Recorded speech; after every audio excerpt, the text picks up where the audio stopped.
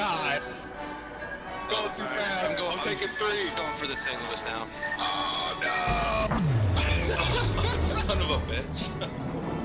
You get your 2? Yeah. Welcome back to the channel, everyone. Thotgor here, of course, and today we are going to take a look at a replay that Orvis submitted to us. Yes, so we've got Orvis, Tommy Boy PDX, and Genocide on in a group, and you'll notice a few unique ships, you know, in this division. We're not going to talk about them though, obvious reasons. We're just going to focus on the replay itself and of course the Bismarck. The Bismarck is obviously one hell of a battleship at tier 8. She's pretty damn decent. Definitely the, well, you can make an argument that she would be the best battleship to, you know, get in there close and brawl.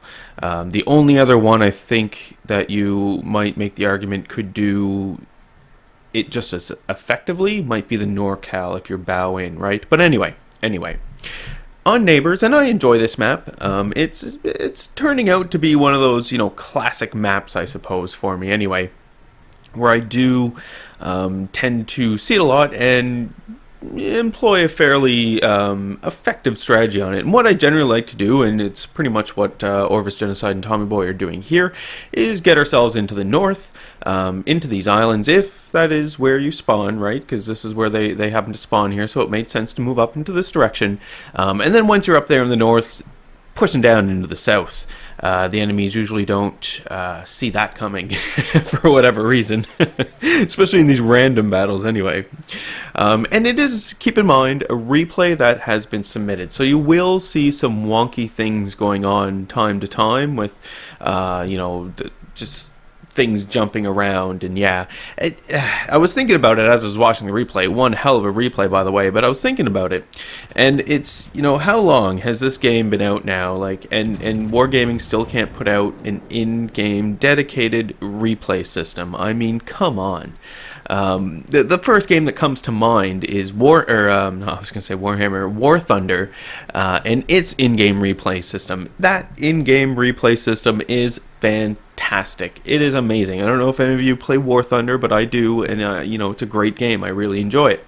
And they have a great system over there, and I don't know why Wargaming can't get one going here. Instead, we have to rely. And granted, the mod, you know, Aslan's mod pack is amazing. It does great things, but the replays are not optimized, right? Because it doesn't happen. And I even find too, and some others have noticed as well, that when you have replays enabled on your like in the mod pack as part of your thing, it does kind of sort of tend to lead to like micro lags, and it can get very annoying, as we saw with the crazy Nagato there off in the distance. But anyway, getting some shots out, right, setting up our positions up here in the north, and we take a look at the minimap, we can see that the majority of our team is also up here in the north. Now, because we're in a random battle, right, we don't have the ability to effectively communicate with everyone on the team and get them on the same page.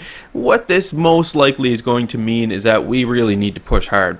Because if everyone is up here, we can't afford to just sort of, you know, dick around and do nothing. We gotta push forward, and hopefully the random people that we have with us are going to be in a position or be in a mood maybe to want to help us do that and accomplish that. So we're pushing still into the north, and we can see that we do have some pretty good positions, or at least Orvis has a pretty good position in that he's not getting focused. The majority of the fire is going to Orvis's teammates. You know, this is typical in the game of ships, right? If you're in a ship that not everyone has, you can expect to get focused down as quick as possible. Luckily, though, the fire that has been incoming doesn't seem to be too effective as of yet, so we're still able to get ourselves maneuvering in and around these islands, trying to get a little closer, because that's really where the Bismarck is going to come into its own, is once we get closer, 10 kilometers and below, right? Because then we can start dishing out our amazing secondary battery ability, and on top of that, our guns, which are very, very good guns. It's just at range, they do not perform very well because of the dispersion involved. But once you get in close, that doesn't become an issue anymore. Now we do have a few enemy ships off in the distance, right? We can see a Fuso, unbelievably.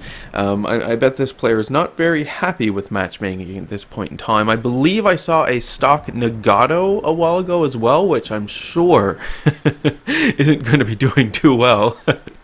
And yeah, so, you know, tier 8 top tier battle, this is always a great situation. I have been playing a lot of tier 8s these past few days, and it's probably my favorite tier to play. I think it is very, very representative of the game, the core game, I suppose. Tier 10 is kind of its own little beast. Yeah, look at the jittering over there, like, come on. But whatever. So we have some smoke up. We're going to try and, you know, utilize the smoke as best we can. We can see our secondary batteries did end up opening up on something there off in the distance. Most likely an enemy destroyer. So we're going to pull up behind our division mate here and get ourselves into a little bit of a formation and try to dish out some damage, right? There's the enemy destroyer pops up, so our secondary battery immediately starts to go off. And that's another great thing about the Bismarck as well, is the hydroacoustic ability. So that is something that a battleship definitely can benefit from here. Just knowing where the incoming shots, incoming torpedoes are, you know, when incoming torpedoes are coming is just amazing. It really, really does help you out in the long run. So we can see that, unfortunately, I believe that's Genocide has taken a bit of damage, so that's not so great. And Orvis is trying to get himself into a position here, moving around in the island, so that he can start taking some of the damage for Genocide, right? Making himself more of a target than Genocide is trying to anyway, so that the enemies will start firing at Orvis, and Orvis can start using some of his hit point pool. So we're going to pull out from the side of this island here, and we're going to see what we have on the other side. I mean, keep in mind the enemies are doing a pretty decent job here of actually staying behind cover and making use of it as best they can, and it is a two-way street, right? You can be behind cover, but what if you're behind cover and you're not in a good position to actually dish out damage? Well, that's kind of useless, right? It's not really doing anyone any good. You're basically just hiding in a corner. So what you want to do, ideally, is get yourself in cover, but also have excellent firing position on the enemy, still making the best use of your ship and the cover at the same time, right?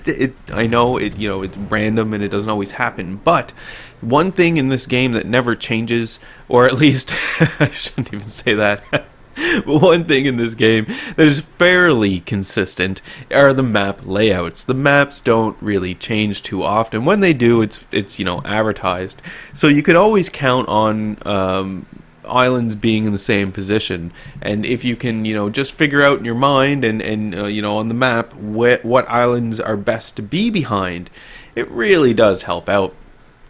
It's hard to do, it takes some practice, but once you sort of get that down, or at least get familiar with the maps themselves to sort of know, well, I want to be behind this island, things will start to come together pretty damn decently. Now we're going to start pushing towards the south, right? You can see that up here the enemies did push heavy to the north as well, so we never actually got to do our full push down to the south, and instead now we're kind of backtracking a little, but just taking advantage of fire that we can, shots that we can take on the enemies here off in the distance. And again, right, the Bismarck isn't so great in this role, but as we can see, and what Orvis is managing to do here as well, is the shots that he is putting out, at least something is hitting most of the time and doing some fairly decent damage, right? 3,200 damage for a random shot 20 kilometers away. That's not too bad. I mean, it's not ideal, and you shouldn't expect massive citadels out of those shots when you're in a Bismarck. If you're looking to snipe with a tier 8 battleship, you should look into the Imagi. The Imagi is very, very good at that. Not so much the Bismarck. Anyway, we're going to continue south, and we're going to start grouping up with some of our allies down here. You can see as well that things aren't going well. I should say aren't going fairly great for us, but we are really, really close. I mean, we are a little ahead of the enemies at this point in time, but that's not very much of a lead, right? A few of our ships would die, and then that lead is going to be gone. So it's fairly close. Now, we do see as well on the minimap an enemy who has popped up. I believe it's an enemy destroyer very near our cap as well. So you know, things things are getting a little real now, and we do have to come down, push in, and really get in the face of the enemies here. And that, you know, that's again what the Bismarck is going to be really good at doing. So we do see the enemies off in the distance, continuing to take shots where we can, when we can. But again, you'll notice that the enemy is still making good use of cover here, right? And, you know, part of the reason why I really do enjoy this map, neighbors, is because you have all this cover up here in the north, but don't forget about the south. You also have the south to deal with, and the south is sort of contrast. You have 3 large islands that'll provide your cover, but other than that, the rest is open ocean. So you really get sort of the best of both worlds on this map. This is one reason why I do enjoy it. So we have an enemy Bismarck there off in the distance. You can see the player is moving. It doesn't look like he's going at full speed, so we send our shots out accordingly, and hopefully we'll end up landing a few and doing a bit of damage. There's an enemy destroyer there, and I mean, this guy, I was talking to Orvis about the replay, and he was saying that this destroyer here was just being a pain in the ass the entire match to everyone concerned. So Orvis just said, you know what, screw this. I'm turning my ship around, and I'm going to go deal with this enemy destroyer. See what this guy thinks about that. And of course, we have to keep in mind and remember that the Bismarck does have acoustic sonar, yes. It also has a fighter plane. I know the fighter plane isn't very effective at spotting enemy destroyers, but it's not unheard of for them to do it. And, you know, it is always an option as there as well. So we're turning our ship around. Now, if you're going to do this in a battleship, you need to do it fairly carefully, right? You do want to go bow into the enemy destroyer. Very, very important. And it is going to be a little counterintuitive for most battleships, considering your secondary armament is along the sides of your ship. But it is very important that you maintain a bow-in posture the closer you get. You can see right now, though, Orvis is in a good position to actually do this broadside, right? Because he's a little ahead of the enemy destroyer.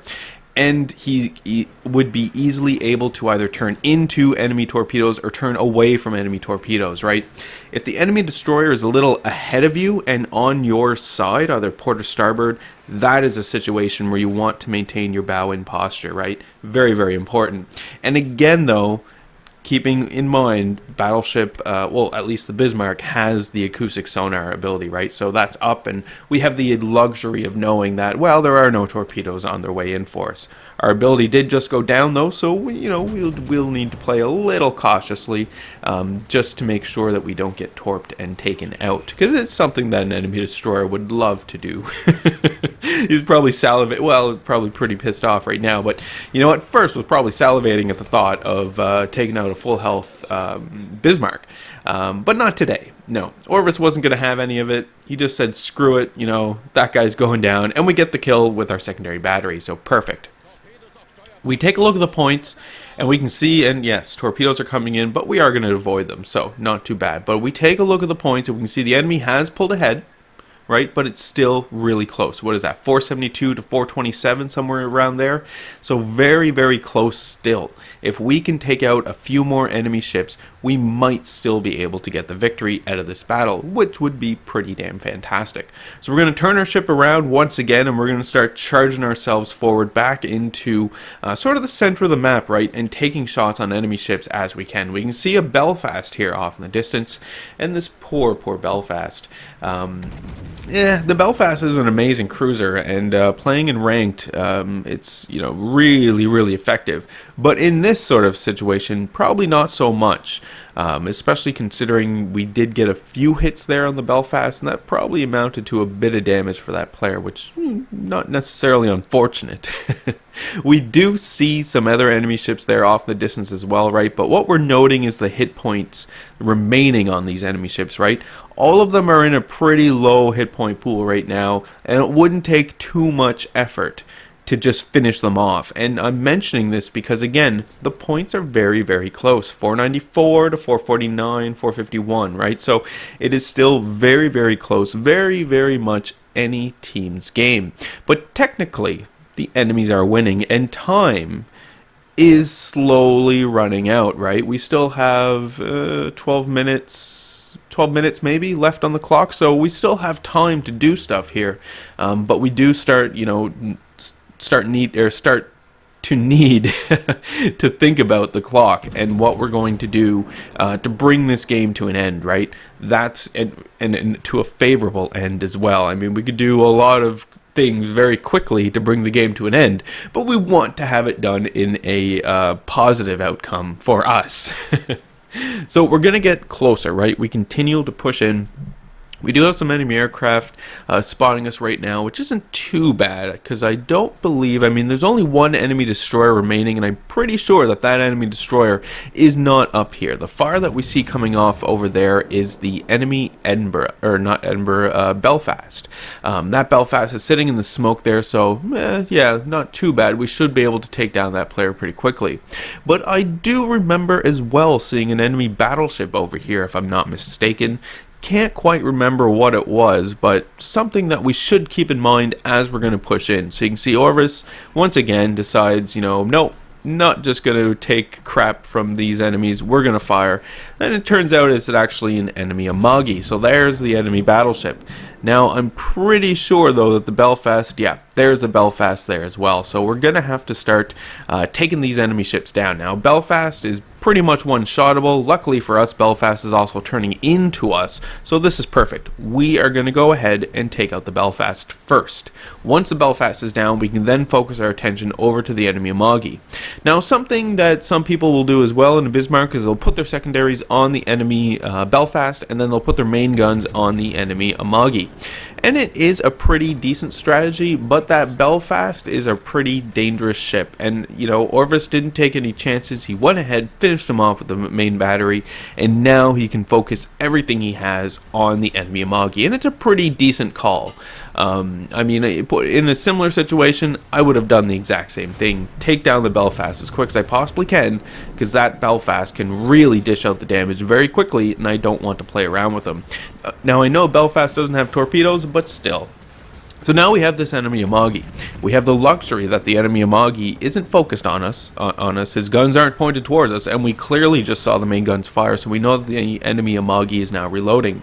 So Orvis is on fire, but again, you know, not necessarily concerned about the fire. Being a good battleship player, Orvis goes ahead and hits the repair ability as opposed to putting out the fire. Because one fire on a battleship isn't that big of a deal, right? It's when you start getting multiple fires and those things start adding up very quickly that you want to start getting very concerned and put out those bloody fires. But not in this situation. We have lots of hit points. You know, we're easily going to be able to take down this enemy Amagi. Enemy Amagi now is on the stern of our ship, so we just need to get our main guns turned around. We'll take a look, we'll find the bridge there, and we'll just try and hit into there and see what we can do. Yeah, does a bit of damage, and the enemy Amagi goes down. Perfect. Again, not too much time left on the clock, so we need to take a look around and see what else we can kill fairly quickly, right? Enemies still do have a lead.